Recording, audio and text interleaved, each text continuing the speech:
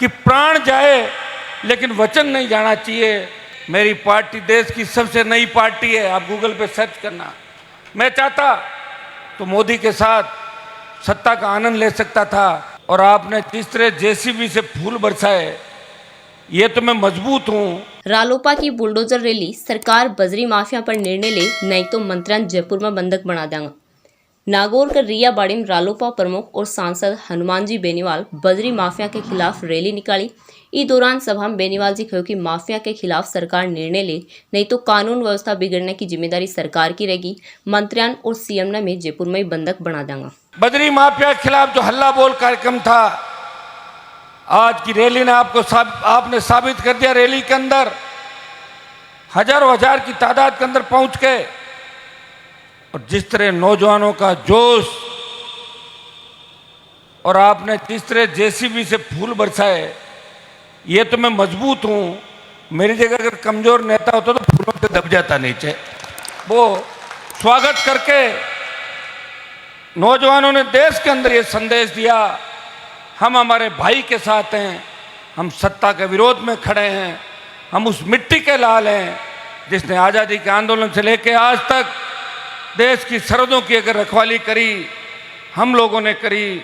वीर तेजाजी महाराज जो इस नागौर जिले की धरती से आते हैं, गुजरी की गायों के लिए अपने प्राण न्यौछावर करके एक संदेश विश्व के अंदर दिया कि प्राण जाए लेकिन वचन नहीं जाना चाहिए। हनुमान बेनीवाल वीर तेजाजी का भक्त है।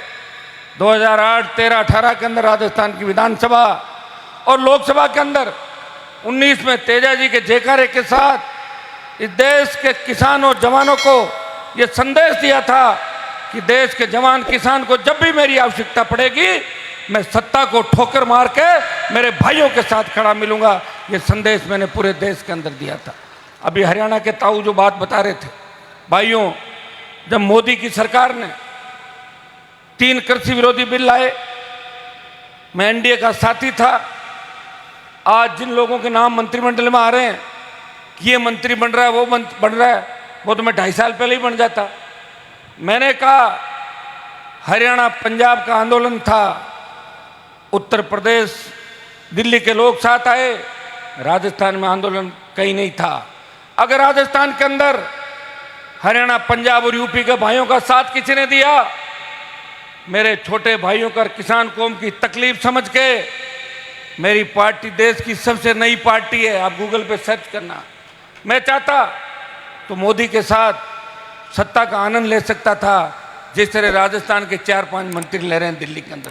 लेकिन जब मेरे भाइयों को तकलीफ के अंदर देखा, NH-8 जो गुर्जर आरक्षण आंदोलन के समय जाम नहीं हुआ था, पहली ललकार के अंदर NH-8 को जाम कर दिया और दोबारा मैं पहुंचा, एनडीए को ठुकरा दिया, सत्ता को ठोकर मारी।